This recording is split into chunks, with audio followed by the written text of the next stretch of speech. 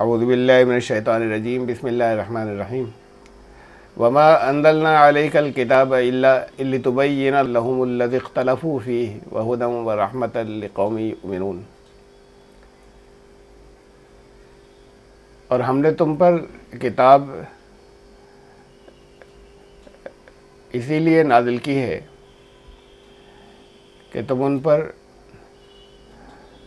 واضح کر دو اس کو جس کے اندر وہ اختلافات کر رہے تھے،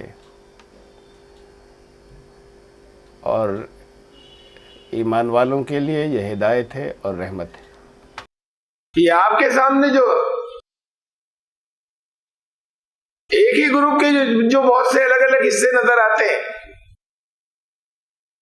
ان میں جو بحثیں ہوتی ہیں، ان میں جو مناظرے ہوتے ہیں، وہ سب ان کے اپنے اپنے یہاں کی روایات کے مطابق ہوتے ہیں۔ جتنی بحثیں ہوتی ہیں اس میں قرآن نہیں آتا درمیان، بحثوں میں مناظروں میں کسی جگہ قرآن نہیں آتا۔ کسی کے نزدیک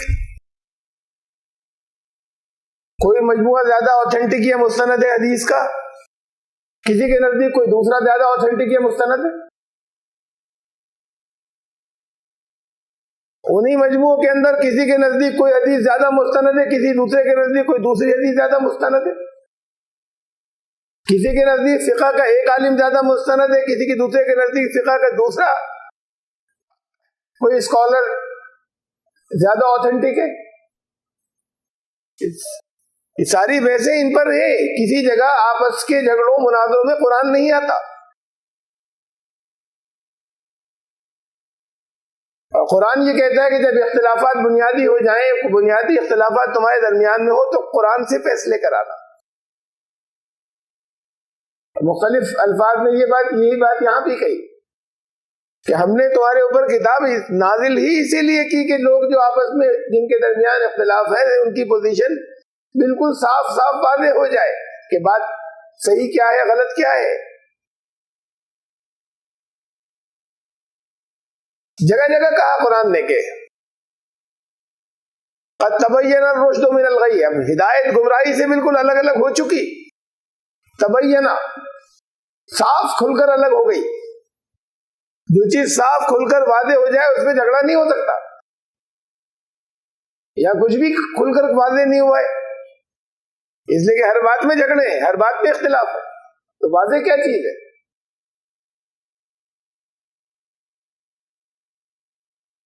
میں نے پہلے بھی یہ بار بار مثال دی کہ اگر کوئی انٹرنیشنل ریپیوٹ کا کوئی ڈاکٹر ہو، اپنی فیلڈ کا، اپنے شعبے کا انڈسپیوٹڈ،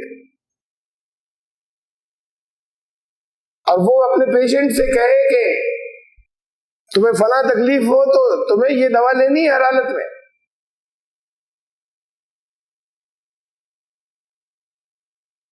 پیشنٹ کو یقین کرنا پڑے گا اس کا۔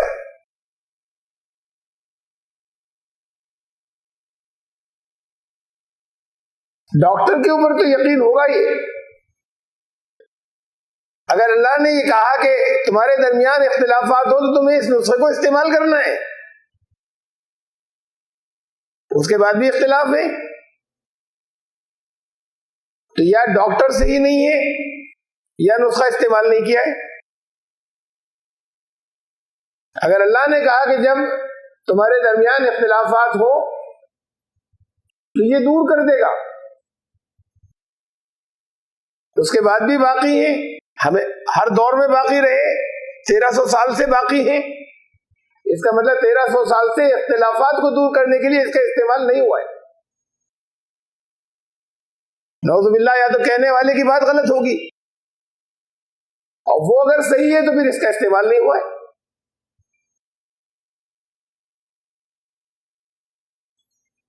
یہ کہنے کا مطلب کہ یہ جب ڈسپیوٹ ہو اسے استعمال کرنے کا مطلب یہ ایشورنس ہے کہ پھر ڈسپیوٹ ختم ہو جائیں گے، اور ڈسپیوٹ باقی ہیں تو سارے جھگڑے کسی اور بنیادوں پر ہیں، اس کو کبھی بنیاد نہیں بنایا، ہر ایک کی بنیادیں الگ الگ ہیں۔ زبان سے سب یہ کہتے ہیں کہ آخری اتھارٹی ہے،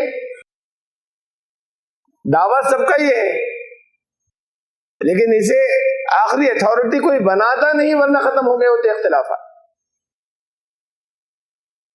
یہ بہت بڑی ٹریجڈی ہے۔ اور قرآن نے کہا کہ یہ ہدایت ہے، یہ رحمت ہے ان لوگوں کے لیے کہ جو لقومی یؤمنون، جو ایمان لائیں گے، جو اس بات میں ایمان لائیں، جو اس بات میں ایمان لائیں کہ اس سے اختلاف ختم ہو جائیں گے، تو ان کے لیے پھر یہ ہدایت ہے اور ان کے لیے رحمت ہے، ورنہ پھر نہ ہدایت ہے نہ رحمت ہے جو استعمال نہیں کر پاتا۔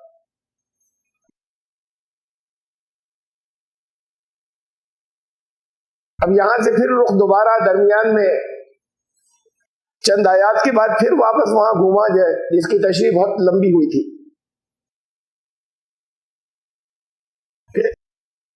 وما بکم من نعمت فمن اللہ، یہ آیت نمبر 53 میں آیا تھا۔ تمہارے پاس جتنی بھی نعمتیں ہیں سب اللہ کی عطا کی ہوئی ہیں، سب اللہ کی دی ہوئی۔ اب پھر نعمتیں گنانی شروع کی کہ ان میں سے کچھ بھی تو وہ نہیں ہے کہ جو تمہارا اپنا مہیا کیا ہوا ہو۔ بہت سی چیزیں ایسی ہو سکتی ہیں جنہیں تم اپنی صلاحیتوں کا سمجھتے ہو، اپنی کمائی کا سمجھتے ہو، حالانکہ وہ صلاحیتیں اللہ کی دی ہوئی تھی، تم نے کمایا اس لیے کہ وہ نعمت اللہ نے تمہیں دی تھی، اس کے باوجود تم ایک لمحہ بھی زندگی میں آگے نہیں چل سکتے۔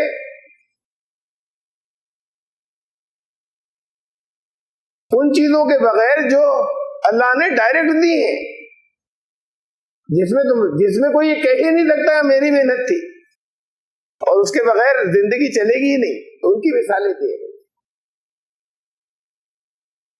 اللہ نے آسمان سے پانی نازل فرمایا، واللہ انزل من السماء ماء فاحیا به الارض بعد موتها، مردہ زمین میں اس کے نازل ہونے سے جان پڑ جاتی ہے۔ اس مردہ زمین کو جو پانی سمندر میں ہے اس سے زندہ نہیں کیا جا سکتا تھا۔ کہیں کہیں دنیا کے چند ملکوں میں استعمال ہو رہا ہے سمندر کا پانی، ہیٹ ڈیسیلینیشن کا کے پلانٹس لگے ہیں، اسرائیل نے شروع کیا، اسرائیل اس کا پائنیئر ہے، لیکن وہ اتنا ان اکنامیکل ہے، اتنا کاسٹلی ہے سمندر کے پانی کو پینے کے لائق بنانا، کہ استعمال ہو رہا ہے لیکن اس سے دنیا کے لوگوں کی زندگی نہیں چل سکتی۔ پھر کھیتیوں کو پانی دینا ہے، زندگی کی اور ضروریات کے لیے استعمال کرنا ہے، یہ اللہ نے انتظام کیا تم سے کچھ لیے بغیر، تمہاری صلاحیتیں استعمال کی ہوئے بغیر۔ سمندر سے پانی اٹھایا، وہاں اسے فلٹر کیا، خالی پیور واٹر نہیں بنایا بلکہ ایسا پانی جو تمہاری صحت کے لیے بہترین ہے وہ بنایا، پھر اسے واپس اتارتے وقت سارا نہیں اتارا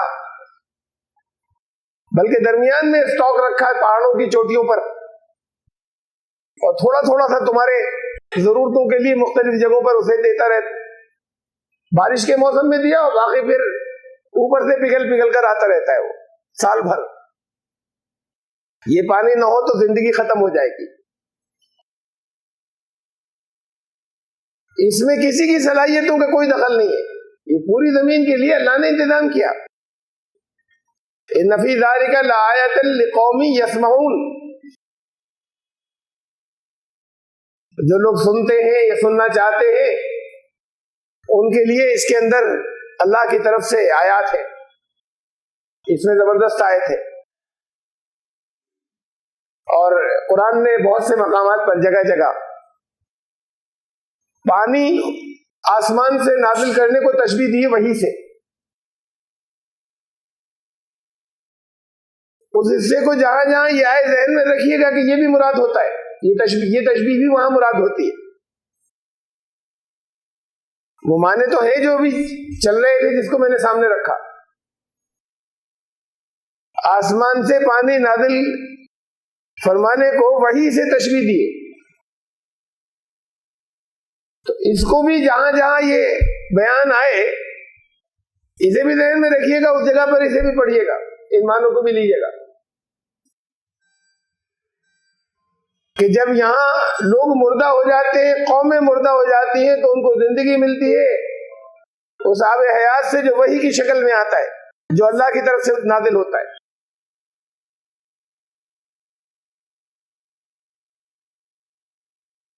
اور اس کے بعد فرمایا وَإِنَّ لَكُمْ, اب یہ نعمتیں گنانی شروع کی ہیں وہ جس میں تمہاری صلاحیتوں کا کوئی دخل نہیں. وَإِنَّ لَكُمْ فِي الْأَنْعَامِ لَعِبْرَةً,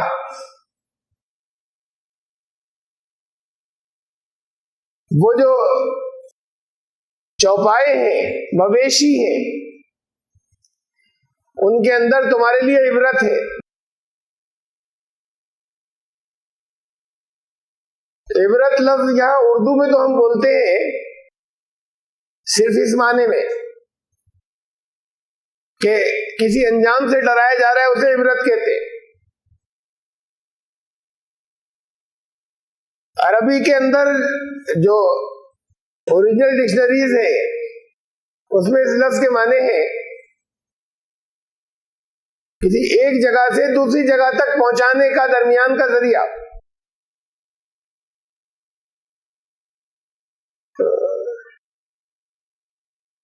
سامنے جو چیزیں ہوں اس پر غور کرنے کے بعد ان انسان وہاں پہنچ جائے, انسانی دماغ اور سوچ جو چیزیں سامنے نہیں ہیں, اسے عبرت کہتے ہیں, اسے بھی عبرت کہتے ہیں. اسی لیے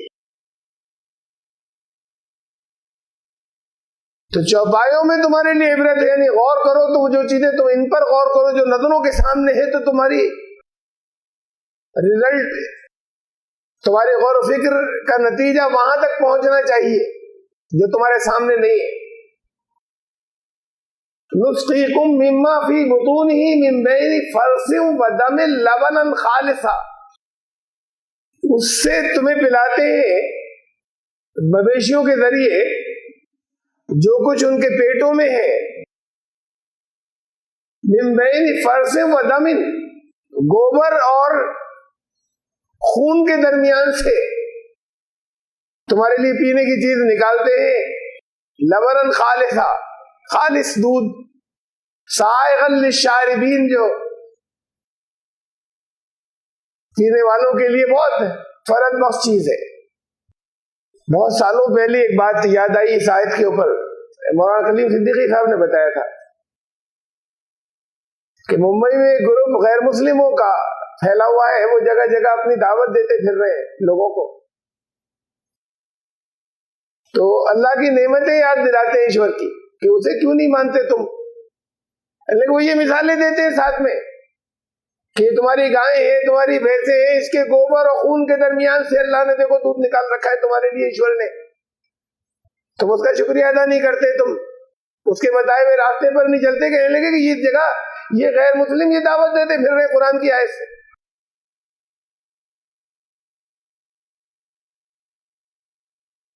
سننے میں بڑی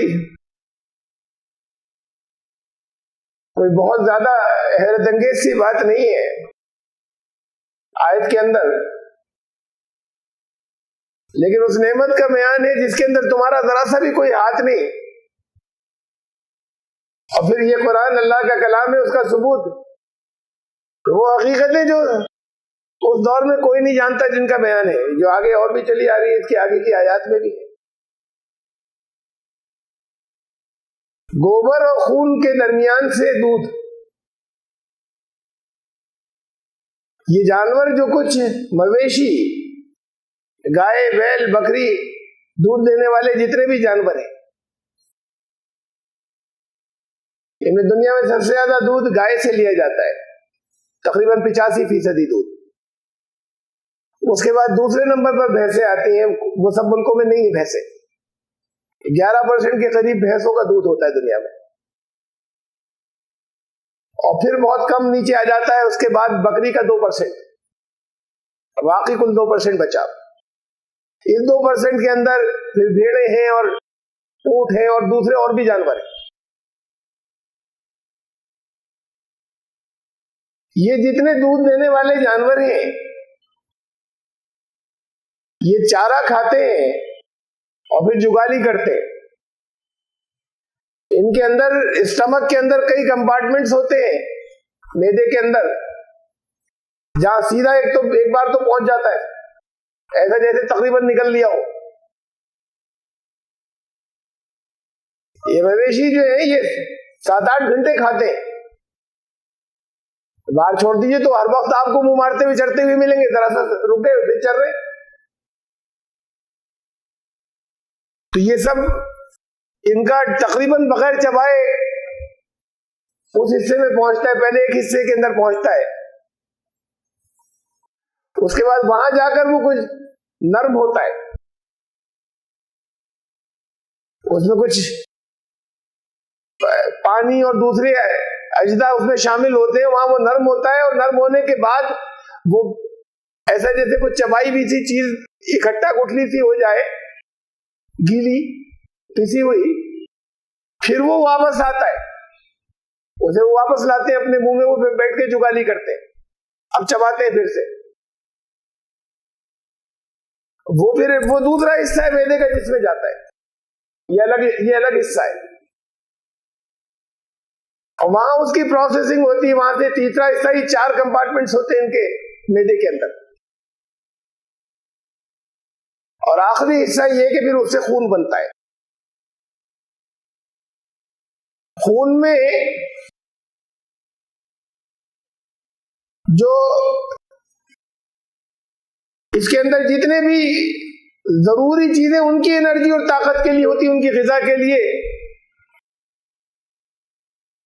وہ انہیں مل جاتی ہیں. اور پھر اسی خون سے تھن میں جانے کے بعد دودھ بنتا ہے. خون جا رہا ہے اور یہاں سے الگ ہوتا ہے یہ, جس جگہ سے چارے کا وہ حصہ جو خون میں بدلتا ہے, غذا کا وہ حصہ چبائے ہوئے جو خون میں بدلتا ہے, وہ چھوٹی آنت کے اندر ہوتا ہے. وہاں سے ڈیوائڈ ہوتا ہے, چھوٹی آنت میں جاتا ہے, اور وہیں سے بڑی آنت کے اندر جاتا ہے. وہ حصہ فضلے کی گوبر کی شکل میں باہر آتا ہے, جو ویسٹ ہے, ایکسکریشن ہے. یہ 2 حصے وہاں سے الگ ہوتے ہیں, اور یہ خون جو ہے یہ پھر الگ سیلز ہیں تھنوں کے اندر, ان سیل کے اندر یہ خون کنورٹ ہوتا ہے دودھ کے اندر.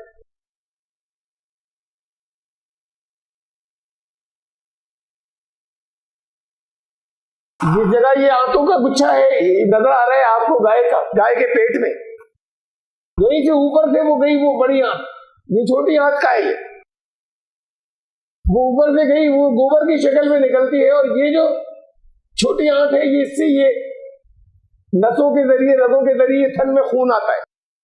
اور یہ تھن میں خون آنے کی یہ چھوٹی تصویر, یہ سیدھے ہاتھ کو یہ نیچے بنی بھی ہے, یہ اس کے یہاں پر یہ سیل ہوتے ہیں, ان سیل کے اندر یہاں پر یہی کنورژن ہوتا ہے, اور پھر یہ خون سے دودھ بنتا ہے. یہ اس سے دونوں الگ ہوئے, جس جگہ سے یہ وہاں سے سٹارٹنگ ہوئی, وہاں سے بڑی آنت الگ چلی گئی ہے جو گوبر کی شکل میں نکل گئی, اور یہ خون آنے کے بعد جو دودھ بنتا ہے یہ وہاں سے الگ ہوا. تمہیں دودھ ملتا ہے یہ کہہ دیا جاتا, تمہیں گوبر اور خون کے درمیان سے دودھ ملتا ہے. جو الفاظ استعمال کیے ہیں یہ اندر کا میکانزم بنانے والے کا, جو یہ قرآن کی بات ہے, 1400 سال پہلے جو لوگوں کو اندر کی اناٹومی ان جانوروں کی نہیں معلوم کہ پروسیس کیا ہوتا ہے, تو کہا یہ غور کرو ذرا کہ خون اور گوبر کے درمیان سے دودھ کی دھاریں نکالتے ہیں تمہارے لیے. نہ خون تم استعمال کر سکتے ہو اپنے کھانے پینے کے لیے, اور نہ گوبر استعمال کر سکتے ہو اپنے کھانے پینے کے لیے. یہ اس کے چارے سے بنتا ہے. یہ گھاس جو کھاتی ہے, اس گھاس کے اندر اتنے کنٹینٹس ہیں کہ اس سے اپنی انرجی اور طاقت وہ لیتے ہیں, اور اس کے بعد پھر باقی حصہ جو ہے وہ دودھ کی شکل میں آپ کو فراہم کرتے ہیں. یہ بڑی آنتیں چوڑی آ رہی چلی آ رہی ہے، اور یہ چھوٹی آنتیں جو گھومی ہیں میدے سے نکلنے کے بعد، بڑی آنت سے گوبر خارج ہو گیا، اور یہیں سے یہ چھوٹی آنتیں گھومنے کے بعد یہاں سے نسیں آتی ہیں خون کی جو تھن کے اندر آتی ہیں، اور یہاں فلٹر ہوتا ہے، اور یہاں پر ان سیلز کے اندر یہ دودھ میں کنورٹ ہوتا ہے خون. تو اس خون کو نہیں پی سکتے تھے، ان کی گھاس نہیں کھا سکتے تھے، چارہ نہیں کھا سکتے تھے. اس میں سے وہ چیز دی ہے کہ جو بچپن سے لوگ استعمال کرتے چلے آ رہے ہیں، بچے دنیا، پوری دنیا کے. وَمِن ثَمَرَاتِ النَّخِيلِ وَالْأَعْنَابِ، اور پھلوں کو دیکھ لو، کھجور ہے، چاہے انگور ہے. تَتَّخِذُونَ مِنْهُ سُكَرًا وَرِزْقًا حَسَنًا، جن سے لوگ نشے والی چیزیں بھی نکال لیتے ہیں، اور بہت اچھا رزق جو فائدے مند ہے، بیلنسڈ ہے، متوازن ہے، پروپورشنیٹ ہے تمہاری صحت کے لیے، وہ بھی انہی سے حاصل کرتے ہیں. رزقاً حسنا، اور انہی چیزوں سے لوگ نشے کی چیزیں بھی بنا لیتے ہیں. اب مثالیں تو اور بھی ہو سکتی تھی جو اللہ نے جو چیزیں فراہم کی، بہت سی، اور یہاں خاص طور سے اس مثال کو جو لائے نعمتوں کے اندر، اس میں ایک مناسبت اور ہے. اس سے پہلے مثال دی کہ خون و گوبر کے درمیان سے دودھ کی دھاریں، وہ چیزیں جو تمہارے استعمال کرنے کی نہیں تھی، وہاں سے بہترین چیز تمہیں دے دی. اس کے بعد یہ مثال دی کہ اللہ نے بہترین چیزیں عطا کی، لوگوں نے اس میں سے وہ چیزیں برآمد کرنی کہ جو تمہارے استعمال کی نہیں ہونی چاہیے.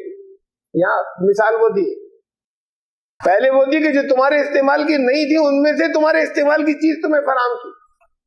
تو اب مثال وہ دی ہے کہ اس میں تمہارے استعمال کی تھی، اب لوگوں نے اس میں سے وہ چیزیں برآمد کر دی، جیسے دودھ میں سے خون و گوبر نکال لے، اس میں سے نشے کی چیزیں بھی بنا لیتے ہیں.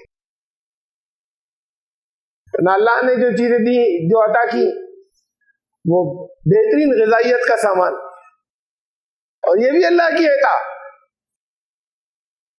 تم انسان یہاں محنت کر سکتا ہے، انسان یہاں کھیتی لگا سکتا ہے، لیکن اس کا بیج فراہم جو ہے کیے بغیر نہیں لگا سکتا. یہ سب زمین سے قوت اگر اسے نہ ملے اس پیڑ کو، تو انسان کچھ نہیں کر سکتا. تھوڑے دن محنت کرنے کے بعد کھجور کا پیڑ خود بخود دے رہا ہے. تو انسان کے بس کا نہیں ہے اگر وہ اس کی گٹھلی فراہم نہیں ہو جس سے یہ سب کچھ ہوتا ہے. اور زمین سے غذا تم نہیں دیتے، تم نے تو پانی ڈالا یہاں پر، لیکن کتنے پروسیس سے وہ گزارتا ہے اس کو اسی زمین سے الگ الگ طرح کے ذائقے دینے کے لیے.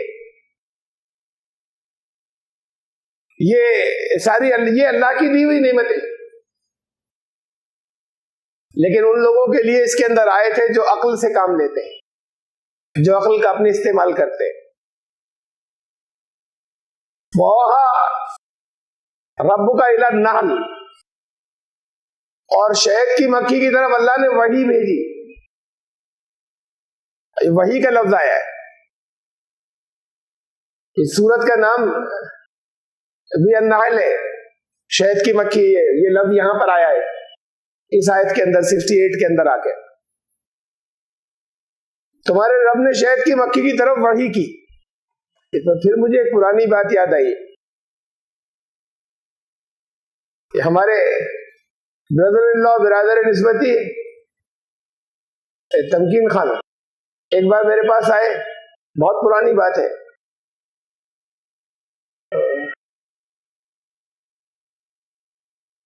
کہنے لگے بھائی جان اس میں کہیں قرآن شریف میں شہد کی مکھی کا ذکر ہے؟ ایک سورت کا ہی نام ہے، سورہ نحل، اور اس میں پھر یہ آیات ہے، میں نے نکال کے دی. उन दिनों में बी कीपिंग करते थे, वो शहद की मक्खी पालना उनकी हॉबी बनी हुई थी। और फिर वो बॉक्सेस बहुत बढ़ गए, तो अब ये प्रोग्राम बना के इनकी बॉटलिंग की जाए। बहुत खूब, उन्होंने अच्छी बहुत खूबसूरत बॉटल उनकी बनाई थी, छपवाई थी तब, कि इसे सेल किया जाए। तो वो मालूम इसलिए कर रहे थे कि कुछ जरा दीनी नुक्ते नजर चीजें मिल जाए, ऐड के लिए मिल जाएंगी, तो लोगों के अंदर जरा उसे मानने की बात होते लेने की बड़ी फायदेमंद है। तो इस लिहाज से मालूम करना चाह रहे थे वो, अहमियत गालिबन ये थी उसमें। तो मैंने कहा एक है, ये दो आयतें हैं, ये उसमें से एक ही है, उसके बाद वाली मैंने निकाली और निकाल कर फिर सुनाई उन्हें कि शहद की मक्खी की तरफ अल्लाह ने वही की, अनित्तखिज़ी मिनल जिबालि बुयूतन व मिनश शजरि व मिम्मा यारिशून। वही ये की कि अपने घर बनाओ पहाड़ों में और पेड़ों में, और व मिम्मा यारिशून। अब बहुत पुरानी इनकी भी दरसगाह में पढ़ा था, शुद्धबुद्ध थी, जबकि अरबी की मामूली। तो कहने लगे कि ये तो पेड़, पहाड़ तो हो गए, पेड़ हो गए, ये मिम्मा यारिशून क्या चीज है? अब आयत आई ना सामने कि भाई ये दो आयतें, इसका तर्जुमा, इनका तर्जुमा ये है। कहने लगे कि ये मिम्मा यारिशून क्या है? और उनमें से जो यारिशून, मैंने पहली बार सोचा था कि क्या एक अलग अलग तर्जुमे लिखे होते हैं इसके। कहीं लिखा होता है बेलें, मुख्तलिफ है, आपको तर्जुमों में अलग अलग मिलेगा कि शहद की मक्खी से कहा पहाड़ों में और पेड़ों में, और जो बेलें ऊपर चढ़ती उनमें घर बनाओ। कहीं लिखा है ऊंची छतों पर घर बनाओ। इसके अलग अलग तर्जुमे लिखे इस लफ्ज के। तो जब उन्होंने सवाल किया कि ये क्या है, तो मैंने गौर किया, मैंने कहा इस लफ्ज का मादा है अर्श, ऐन रे शीन। अर्श कहते हैं छत को, और छत भी अगर स्लांटेड या मखरूती हो तो और ज्यादा अर्श की तरह होती है। तो ऐसी चीज जिसके ऊपर छत हो या टॉप हो, और चूंकि बेलें ऊपर चढ़ती हैं इसलिए लोगों ने अरबी जबान के अंदर ही इस मायने में इस्तेमाल होने लगा, ऊपर चढ़ने वाली चीजों के लिए छत की तरफ चढ़ती हैं, ऊंची छतों में छत्ते बनाती है। तो ये भी इसके मानों में आ गया, इस एक लफ्ज में बहुत से आ गए। पहाड़ों में और पेड़ों में बनाती है, और फिर इसी एक लफ्ज में बाकी बहुत कुछ समेट दिया, ऐसा लफ्ज इस्तेमाल किया। ऊंची बिल्डिंगों में, नीची बिल्डिंगों में नहीं होता, जो बहुत ऊंची बिल्डिंगें होती है छतों में छत्ते बनाती है शहद की मक्खी,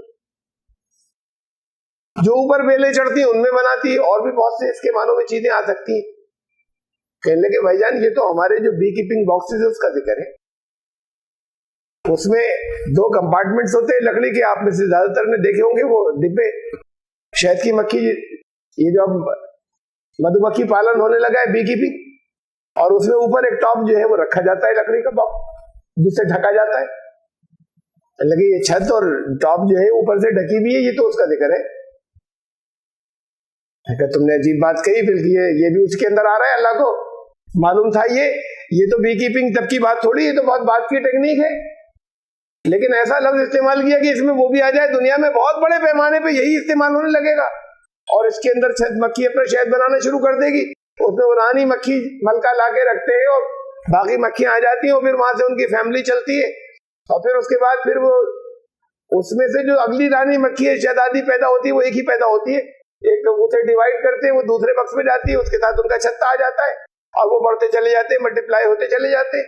तो ये इन बक्सों के अंदर जिसके ऊपर ये टॉप होती है, जिसे अर्श कहा जा सके, इसमें भी बनाएगी। तो अल्लाह ने ऐसा लफ्ज इस्तेमाल किया था कि दुनिया में बहुत बड़े पैमाने पे बी कीपिंग होगी, तो ये वो भी उसी के अंदर आ जाए, लफ्ज ऐसा इस्तेमाल हुआ था। तो ये तो हैरत अंगेज है बात ही, ये तुमने जिधर इशारा किया है कभी किसी ने नहीं सोचा होगा कुरान का तर्जुमा करने वाले ने। ये तो शहद की मक्खी जो पालता तो उसकी समझ में आया कि ये लफ्ज, ये प्रोसेस भी इसके ऊपर भी अप्लाई हो रहा है। ये लफ्ज किसी आलिम ने कभी ये तर्जुमा नहीं किया था। तो मैंने उनसे कहा कि तुम, अब वो तो बात हो गई खत्म उनकी, तुम कुछ उसमें से अगर वो ढूंढ रहे थे स्लोगन या किसी तरह की कोई चीज अपने ऐड के लिए, मैंने उनसे कहा ये दो आयतें हैं, इसकी तशरीह करके लाओ, तुम तफसीर करो, इस पे गौर करो, और इसमें से हर लफ्ज के अलग अलग माने हमसे पूछ लीजिए आप। تو ہر لفظ کے معنی ان سے کہا کہ الگ الگ معلوم کر لو، جو جس کے نہیں معلوم ہو لٹرل میننگ، اور اس پر ذرا سا غور کر کے آئیے آپ، اور آ کے پھر اسے واپس بتاؤ کہ اس میں کیا کیا چیزیں ہیں۔ حیرت انگیز تفسیر لائے ہو، وہ تفسیر کہیں نہیں مل سکتی ان دو آیتوں۔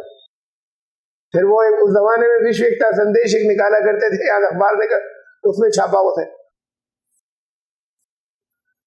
یہ وہ صرف شہد کی مکھی کو جاننے والا ہی لکھ سکتا تھا، دوسرا کوئی دنیا کا عالم دارالعلوم کا نہیں لکھ سکتا تھا۔ وہ پروسیس اس کے اندر وہ جو چیزیں وہ سے واقف ہیں، ان کا کہ یہ تو ان چیز کا بیان ہے، اس کے آگے کی آیتوں کے اندر میں اشارہ دوں گا کہ یہ تو اس کا بیان ہے۔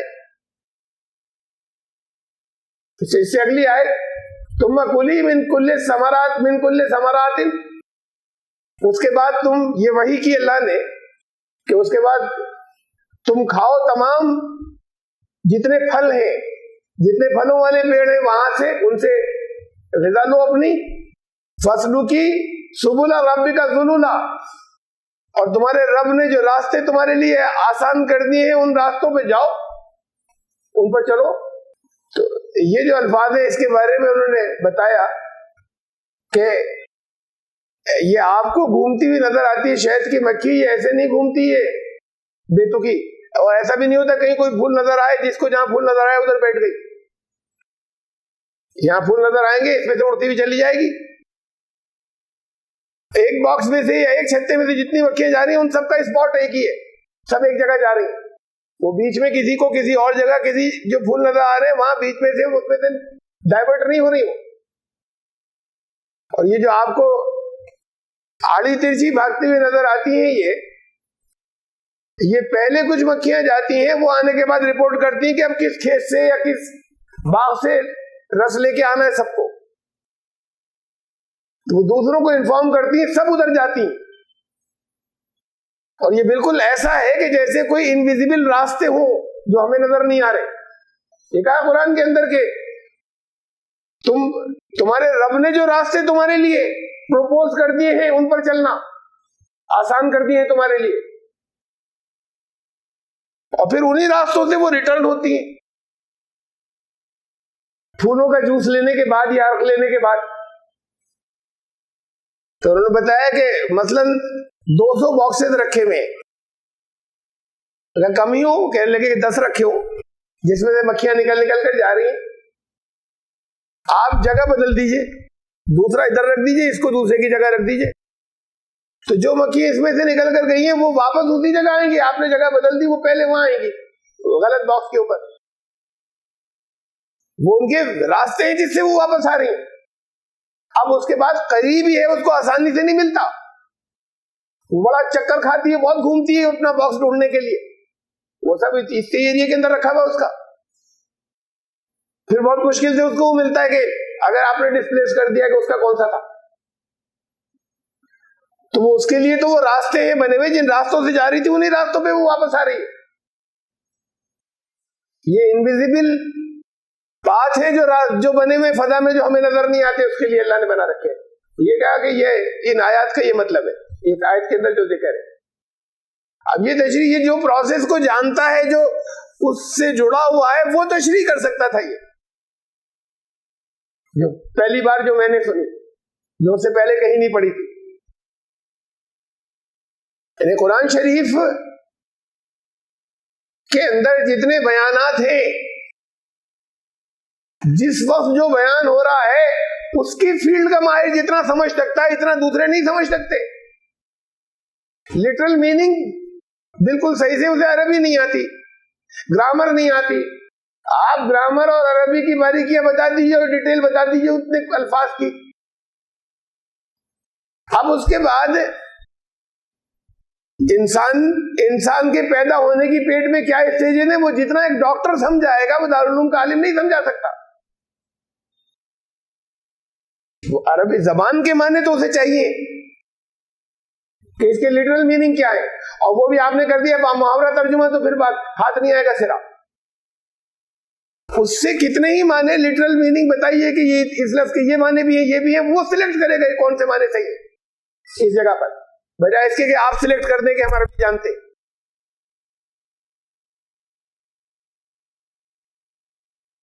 خلق الانسان من علق، انسان کو خون کی پھٹکی سے پیدا کیا. Created man from a clot of blood. یہ سب سے پہلے ایک ڈاکٹر نے کہا، فرانسیسی ڈاکٹر نے، جس نے اسلام قبول کیا تھا. مورس بکائے نے کہ a man is never a clot of blood at any stage of his creation. تخلیق کے کسی بھی اسٹیج کے اوپر، اپنی فارمیشن کے، پیدائش کے کسی بھی مرحلے پہ خون کی پھٹکی نہیں ہوتا انسان. اللہ کا کلام کہتے کہتے گا، چونکہ ایمان تھا. عربی زبان پڑھی تھی انہوں نے، خاص طور سے پڑھی تھی قرآن پڑھنے کے لیے. کہ انسان کے اب علق کے ایک معنی خون کی پھٹکی کے بھی ہوتے ہیں. جو عربی خالی جاننے والے تھے، جو میڈیکل سائنس کو نہیں جانتے تھے، وہ صدیوں سے ترجمہ، یہ آج بھی یہ لکھا ہوا ہے، یہی کرتے چلے آ رہے تھے. خون کی پھٹکی سے پیدا کیا. 1400 سال پرانی بات تو جاننے دیجیے. اس لیے کہ جو نان میڈیکو ہے اور جو فیلڈ کو نہیں جانتا، پیٹ کے اندر تو خون ہی خون ہوتا ہے جسم کے اندر. تو انہوں نے کہا خون کی پھٹکی سے پیدا کیا. اس کا ایک ترجمہ یہ بھی ہوتا ہے علق کا. علق کے معنی جوک کے بھی ہوتے ہیں عربی زبان کے اندر. اب کچھ لوگ ادھر لے گئے اس جوک سے کہ پانی سے حیات شروع ہوئی اور سب سے پہلے پھر وہ لائف تھی امیبا تھا جو یونی سیلولر تھا، اور اس کے بعد پھر ڈیولپمنٹ ہوا، اور پھر اس کے بعد ارتقاء اور ایوولوشن کے تھرو انسان انہی سے بنتا ہوا آیا ہے. تو ان کا جوک وہ پانی کے اندر ہوتی ہے. کہا جوک سے پیدا کیا تو یہ تم یہاں سے ایسے نکل ایسے آئے ہو. تو کچھ لوگ وہاں لے گئے اس کو. خون کی پھٹکی آپ کے آج بھی سارے ٹرانسلیشن میں موجود ہے. تو انہوں نے یہ بتایا کہ فرٹیلائز ہونے کے بعد ایک رحم مادر کے اندر، اووری کے اندر، پھر اس کی دیوار سے چمٹ جاتا ہے ایک طرف ایک، اور پھر وہی وہ بڑا ہونا شروع ہوتا ہے ہلکے ہلکے کر کے چمٹے ہوئے. چونکہ چمٹ جاتا ہے اس لیے چمٹنے والی چیز کو جوک کہتے ہیں. اس لیے علق کے معنی جوک کے بھی ہے. تو علق کے مادے میں ایک اور چیز ہے، آپ اردو میں بھی بولتے ہیں معلق ہے فلاں، لٹکا ہوا. تو وہ اس کی دیوار سے زائگوٹ لٹک جاتا ہے اور پھر وہی گرو کرنا شروع کرتا ہے. خون نہیں ہوتا وہاں، وہ ہر چمٹ جانے والی چیز کو علق کہتے ہیں. اور پھر یہاں پہ یہ بھی ہے معلق، لٹکا ہوا، ایک دیوار سے چپٹا ہوا ہے. ابھی خون نہیں ہے اس کے اندر، بڑھ رہا ہے، بڑھتا رہتا ہے، وہ ابھی خون نہیں آیا اس کے اندر. خون بہت بات کی اسٹیج میں آتا ہے. جس اسٹیج پر اس میں خون آتا ہے تو وہ کافی ڈیولپ ہو چکا ہوتا ہے. اس اسٹیج پر اسے پھٹکی نہیں کہہ سکتے. جب اس میں خون آتا ہے تو اس کا ڈیولپمنٹ اتنا ہے کہ اسے پھٹکی نہیں کہہ سکتے، کلوٹ. اور جب وہ پھٹکی کہلایا جا سکتا ہے اس وقت اس میں بلڈ نہیں ہوتا. تو انہوں نے کہا جب اسے پھٹکی کہہ سکیں تب تو خون نہیں ہوتا. اور جب خون ہوتا ہے، جب اس میں خون آتا ہے بچے کی پیدائش کی اسٹیج میں، جس اسٹیج میں اس میں خون آتا ہے، خون پیدا ہوتا ہے، اس اسٹیج میں وہ اتنا چھوٹا نہیں رہتا کہ اسے پھٹکی کہتے. تو خون کی پھٹکی تو ہوتا ہی نہیں. یہ خون کی پھٹکی کیسے کر لیا؟ کیا کہ یہ میڈیکل سائنس، یہ اللہ کا کلام یہ کہتے. پھر انہوں نے بتایا کہ یہ چمٹ جانے والی اور لٹک جانے والی اس پروسیس کو بتایا ہے. تو اب یہ میڈیکل سائنس کا ایکسپرٹ بتا سکتا تھا. خالی عربی جاننے والے تو یہ کہتے پیٹ میں خون ہوتا ہے اور خون کی پھٹکی اس کا ایک معنی بھی ہے. تو کہا خون کی پھٹکی سے انسان کو پیدا کیا. انسان کو خون کی پھٹکی سے نہیں پیدا کیا. ہر فیلڈ کے، ہر میدان کے جو ایکسپرٹس ہیں وہ قرآن شریف کی ان آیات کے معنی زیادہ سمجھ سکتے ہیں دنیا میں ہر ایک سے زیادہ، جو ان کی فیلڈ کی چیزوں کو ڈسکس کر رہی ہے، جس میں ان کی فیلڈ کی چیزوں کا ذکر آیا ہے، وہ زیادہ سمجھ سکتے ہیں. میڈیم کی بات ہے، لینگویج کے میڈیم کی. اگر وہ انہیں بتا دیا جائے کہ یہ اس لفظ کے یہ معنی، اس کے یہ معنی. اب علق کے معنی اگر سارے ان کے سامنے رکھ دیے جائے تو وہ چوز کر لیں گے. جب تک انہوں نے عربی نہیں پڑھی تھی तब तक नहीं समझ सकते थे, अब उसके बाद पढ़ी और डिक्शनरी से कंसल्ट किया, उन्होंने कहा ये वाले ये माने नहीं लेंगे, ये लेंगे हम अल्लाह के माने। ये सिर्फ अरबी जानने वाला नहीं छांट सकता था। ये बड़ी अहम बात है कि कुरान का मीडियम अरबी है, कुरान का सब्जेक्ट अरबी नहीं है। इसमें तो बहुत सब्जेक्ट्स हैं, दुनिया का हर मौजू है और हर इल्म वहां मौजूद है। जो जिस इल्म का माहिर है, उसका एक्सपर्ट है, उससे रिलेटेड जो चीजें आएंगी उसको वो ज्यादा समझ सकेगा। ये जो कहा जाता है कि जब हर चीज का उस्ताद होता है, किताबें पढ़ के आप डॉक्टर नहीं बन सकते, किताबें पढ़ के आप इंजीनियर नहीं बन जाते, तो कुरान भी फिर इसके उस्तादों से पढ़िए, दलील बज़ाहिर समझ में आती है। लेकिन कुरान एक सब्जेक्ट की किताब नहीं है, कुरान में सिर्फ एक सब्जेक्ट नहीं है। मेडिकल साइंस तो एक सब्जेक्ट की किताब हो गई, कुरान के अंदर तो सारे उलूम मौजूद हैं। उसमें से कितने जानते हैं ये लोग जो ये कहते हैं कि सिर्फ हमसे पढ़ो। ये मीडियम जानते हैं, मीडियम बहुत अहम है, अहमियत कम नहीं है, ये उसका मीडियम जानते हैं।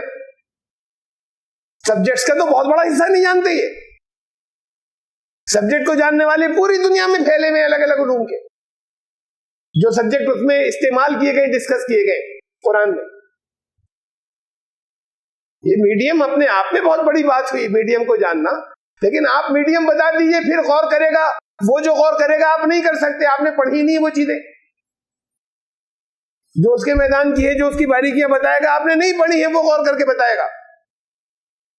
हाँ, मीडियम के एक्सपर्ट आप हैं। तो ऐसे ही उन्होंने इसकी तशरीह की लेकर आए थे, वो पूरी तशरीह उसमें छापी थी मेरे में इन रास्तों के बारे में। यखरुजु मिन बुतूनिहा शराबुम मुख्तलिफुन अलवानुहु, इस पर बड़ी लंबी तशरीह थी कि अलग अलग फूल और अलग फूलों से कहते अलग अलग टेस्ट वाले शहद, उसके पेट से मुख्तलिफ ड्रिंक्स जो है वो निकलते हैं। शराब लफ्ज देखिए यहां पर आया है, ये दूसरी लाइन का दूसरा लफ्ज है। अब ये जो सवाल जगह जगह एक बड़ी छोटी सी बात है, इससे यहां पर मैं इशारा दे रहा हूं कि जगह जगह लोग एतराज करते हैं कि साहब वो जन्नत में शराबें मिलेंगी। कुरान ने कहा शराबन तहूरा, पाकीज़ा शराबें, ये ठीक है पाकीज़ा होगी, लेकिन ये क्या बात हुई? कुछ दिल को लग नहीं रही कि वहां भी शराब रखी हुई है। चलो पाक कर दी गई शराबन तहूरा। अरे शराब पीने की चीज को कहते हैं अरबी में, उसे नहीं कहते वह जो ये बोतल लोग लेके घूमते। अरबी जबान में हर ड्रिंक को शराब कहते हैं, उससे उर्दू में बना है मशरूब,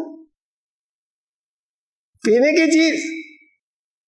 ये उसके पेट से शराबुम मुख्तलिफुन अलवानुहु, पीने की चीज लिक्विड, इसे शराब कहते हैं। और उसे तो सुगर कहते हैं, खम्र कहते हैं नशे को, शराब नहीं कहते अरबी में। ये उर्दू में चलता है, उर्दू हिंदी में शराब की बोतलें, अरबी में शराब नहीं कहते, उसे सुगर और खम्र कहते हैं नशे को। शराब का मतलब ड्रिंक, कोई सा भी ड्रिंक। दूध भी शराब है, पीने की चीज पानी भी शराब है अरबी जबान में। तो वहां पाकीज़ा ड्रिंक्स होंगे शराबन तहूरा। अब वो शराबन पाकीज़ा शराब होगी, पाकीज़ा ड्रिंक्स होंगे, तो कहते हैं कि ये वहां पे शराब मिल रही। तो असल में तो वो शराब लफ्ज जो है वो ड्रिंक के लिए है, पीने की बहुत ही खुशगवार चीज है। तो उसके पेट से फिर यखरुजु मिन बुतूनिहा, फिर उसके पेट से वो चीज निकलती है मुख्तलिफ तरह, लिक्विड होती है, ड्रिंक होते हैं, मुख्तलिफुन अलवानुहु, जिसके जायके अलग अलग, रंग अलग अलग। फी शिफाउल लिन्नास, उसमें दुनिया के इंसानों के लिए शिफा है। इन्न फी ज़ालिका लआयतन लिक़ौमिन यतफ़क्करून, और इसमें भी आयत है। ये सब आयतें बयान हो रही हैं। ये आप आयत पढ़ रहे का इस प्रोसेस में आयत है। اس سے پہلے کہا جو لوگ عقل استعمال کرتے ہیں، اب کہا جو غور و فکر کرتے ہیں ان کے لیے آئے تھے. اب پھر آپ کریے غور و فکر اس پر.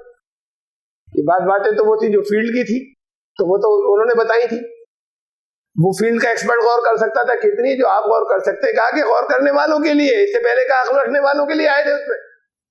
تو یہ ہے غور کرنے کی آپ کی باتیں. وحی کی بات سمجھ لیجیے پہلے. شہد کی مکھی کی طرف تمہارے رب نے وحی کی.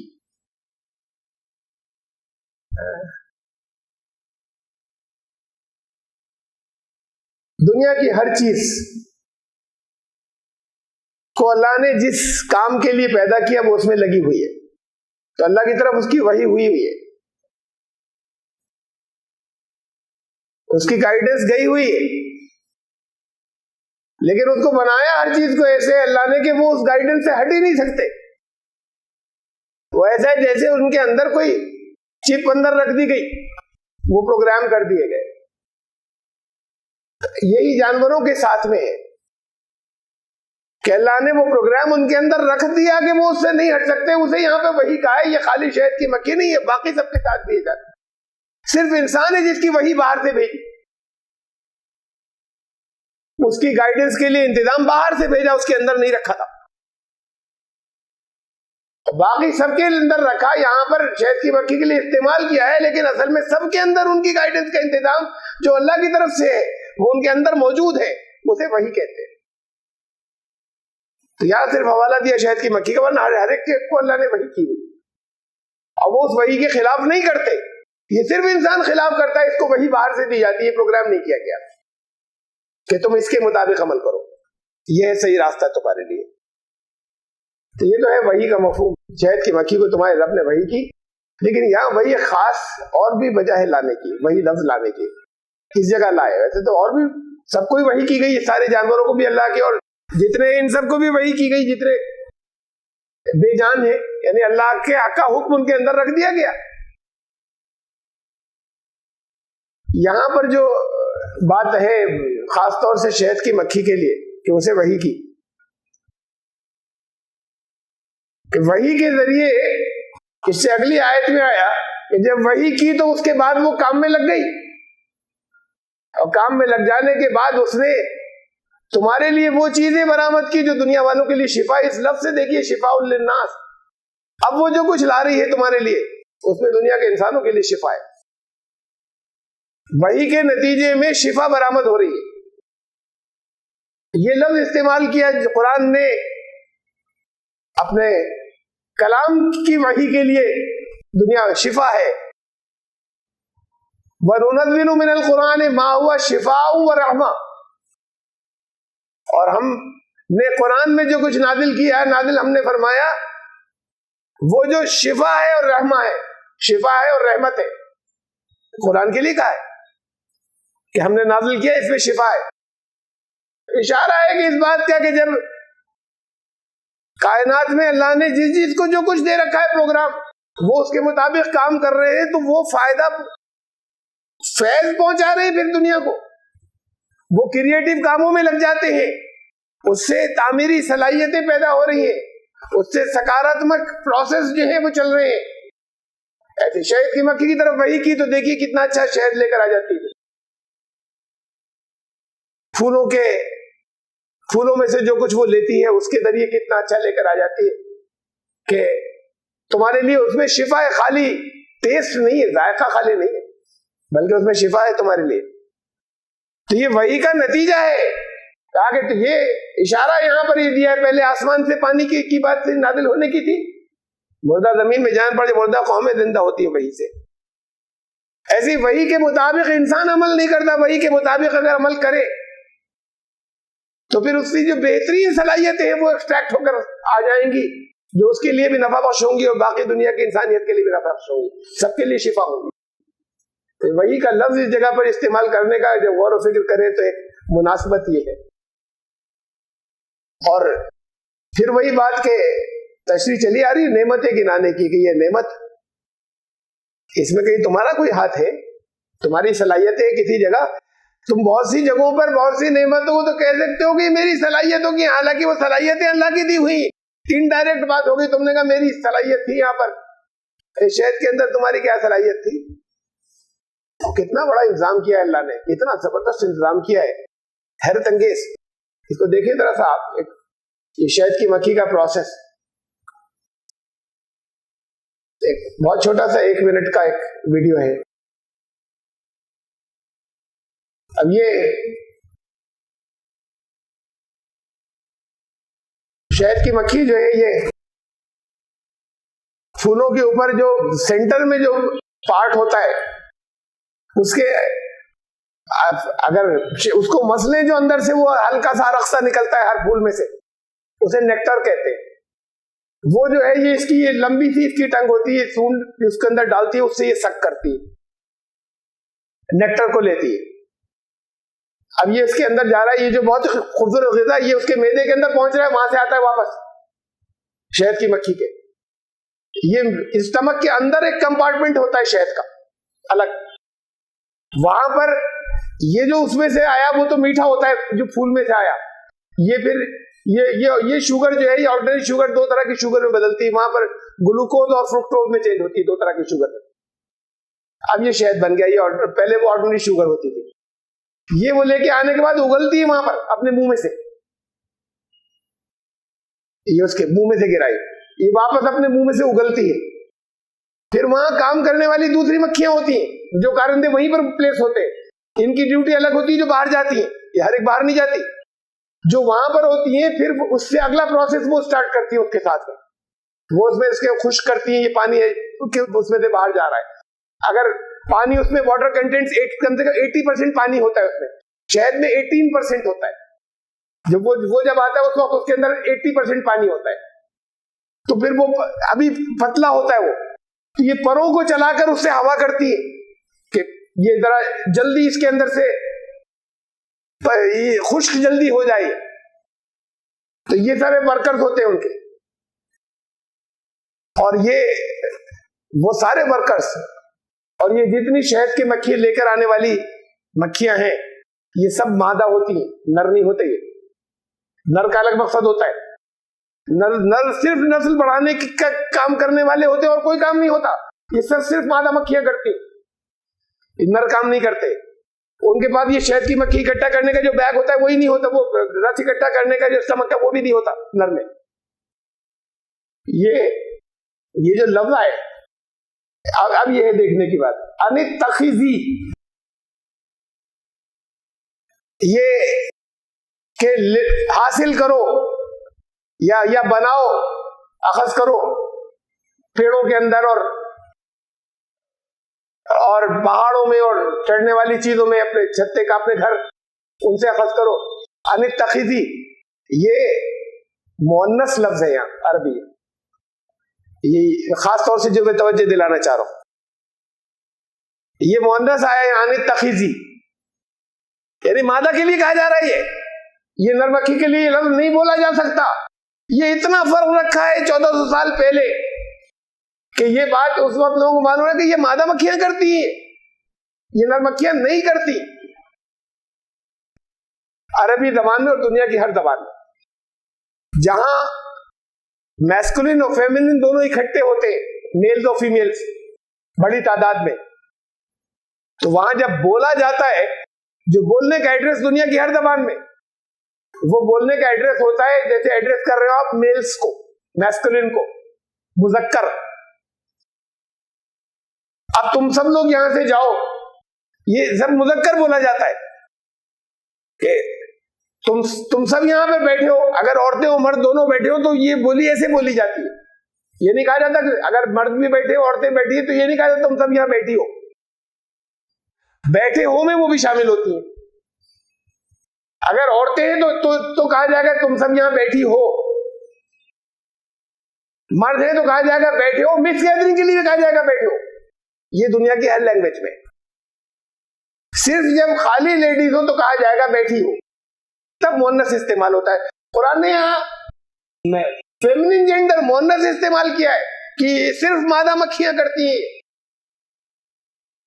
یہ بات 1400 سال پہلے کسی کے معلومات کی نہیں تھی کہ یہ باریکی سے اس بات کو جاننا کہ صرف مادہ مکھیاں ہی شہد اکٹھا کریں گی، وہی ورکر ہوں گی. آگے بھی تم کلی پھر کھاؤ یہ کلی لفظ جو ہے یہ بھی مادہ کے لیے، یہ بھی فیمنن جینڈر کے لیے آیا، مؤنث لفظ ہے یہ. فسلوکی یہ بھی مؤنث لفظ ہے. یہ جو ایڈریس کیا جاتا ہے امر کا صیغہ ہے، یہ مؤنث کے لیے آیا ہے، یہ مذکر کے لیے نہیں آیا ہے. تو یہ بات بڑی واضح ہے کہ قرآن کے اندر یہ جو ایڈریس کیا گیا کہ ہم نے شہد کی مکھی کی طرف وحی کی تو اس کو ایڈریس کیا گیا یہ کہہ کر کہ یہ مادہ مکھی ہے. یہ اللہ کا کلام ہونے کی دلیل ہے. کسی جگہ کہیں ادھر سے ادھر ہٹنے کے ذرا سا بھی کہیں معمولی سا کوئی بھول سے لیکونا ہو جاتا، یہ رسول اللہ صلی اللہ علیہ وسلم کو یہ علم ہوتا کہ صرف مادہ مکھیاں کر رہی ہے، اور وہاں پر پھر یہ ابھی عام دیکھنے والوں کو تو پتہ ہی نہیں. یہ تو پھر اب بات کو پھر تحقیقات اور دیکھنا اور سب چیزوں کے بعد جب سائنس کا ڈیولپمنٹ ہوا تو معلوم ہوا کہ مادہ مکھیاں ہیں، یہ ساری کی ساری کام کرنے والی جتنی ہے. شہد اکٹھا کرنے والی بھی، وہ رس لانے والی بھی، اور پھر اندر جو اس کا پروسیس کرتی ہے وہ بھی سب برکت جتنی سب مادہ ہیں. یہ ان میں سے ایک بھی میل نہیں ہے. تو ایڈریسوں سے کیا ہے؟ اگر عام دیکھنے والے کو محسوس ہوتا ہے کہ اس میں نر مادہ کا، تو بات ذہن میں کسی کے آتی ہی نہیں کہ مکھیاں ہیں. کسی کے ذہن میں نہیں آتی کہ نر و مادہ کی مکس ہوں گی. تو پھر اس کے لیے جب مکس ہوں گی تو پھر اس کے لیے مذکر لفظ بولا جائے گا. یہاں ایک اسٹیپ بھی ادھر سے ادھر نہیں ہوتا. اب ایکوریسی سے نہیں ہٹتا. یہ قرآن کا اعجاز ہے، یا قرآن کا اللہ کے کلام ہونے کا ثبوت یہ چھوٹی چھوٹی سی چیزوں میں ملتا ہے کہ اس کے اندر اس بات کا خیال رکھا گیا. یہ اللہ کو معلوم تھا کہ مادہ مکھیاں ہیں، تو ان کو اگر کسی جگہ ایڈریس کرنے کا اگر بیان آیا ہے تو ایڈریس کیا گیا ان کو فیمنن جینڈر کے، مادہ کے. یہ کچھ نعمت کے بارے میں، کہ اس نعمت کے بیان کے بارے میں چند چیزیں ہیں، اس کے بارے میں شاید آپ نہیں جانتے. چھوٹی چھوٹی سی 2-4 چیزیں میں نے رکھی ہیں سامنے. ایک بار جب چھتے سے نکلتی ہے شہد کی مکھی تو 50 سے لے کر 100 پھولوں کا رس لے کر لوٹتی ہے ایک مرتبہ میں. بٹوین 50 to 100 پھولوں پہ الگ الگ بیٹھتی ہے. اب اس نے ایک ذرا سا رس چوسا ہے، اتنے 50 سے لے کے 100 پھولوں تک بیٹھنے کے بعد جب چھتے کو واپس جا رہی ہے، وہ اس کا جو بیگ تھا وہ اب بھرائے جا کر، وہ کتنا سا ہوتا ہے جو اس نے 50 سے لے کر 100 پھولوں تک جا کر بیٹھی. اس کا اندازہ اس سے لگے کتنا کم کوانٹٹی، کتنا کم ہوتا ہے. اس کا اندازہ اس سے لگائیں کہ پوری زندگی میں جو ایک ورکر مکھی ہوتی ہے وہ جتنا شہد بناتی ہے وہ ایک چمچے کا 12واں پارٹ پوری زندگی میں ایک مکھی اتنا شہد بناتی ہے. تو اللہ نے کتنا انتظام کیا ہے آپ کے لیے، کتنا شہد دنیا کے اندر استعمال ہو رہا ہے بے پناہ. پوری دنیا کے اندر شہد استعمال ہو رہا ہے تو کتنی مکھیاں رکھی اس پروسیس کے اندر اللہ نے. ایک مکھی اپنی پوری زندگی میں، ایک شہد کی مکھی جتنا شہد بناتی ہے وہ ایک چمچے کا 1/10 10واں حصے سے بھی کم. یہ پوری زندگی کی محنت ہے اس کی، اور لگاتار محنت لگی رہتی ہے، بالکل ریسٹ نہیں کرتی، بے پناہ محنت. اس کا میں کچھ آپ کے سامنے جھلک رکھ رہا ہوں. یہ بنانے کے لیے تقریباً یہ پوری زندگی میں تقریباً 5000 پھولوں سے وہ رس لیتی ہے. تب وہ ایک چمچے کا اتنا سا پارٹ، ایک چمچے کا اتنا سا پارٹ وہ پوری زندگی میں بنا پائی ایک مکھی شہد. یہاں آپ بوتل لاتے ہیں 5 کلو لے آئے، 10 کلو لے آئے. میرے پاس زیادہ استعمال ہوتا ہے، میں سال میں تقریباً پہلے زیادہ لیتا تھا، اب کم لینے کے بعد میں 60-70 kg لیتا ہوں، ورنہ 1 کوئنٹل شہد میں لیتا تھا. اپنے ہمیں جو گھر پہ ضرورت پڑتی اتنا سا شہد ایک مکھی بناتی ہے. اب اتنا تو میں کتنا سے لے رہا ہوں شہر کا.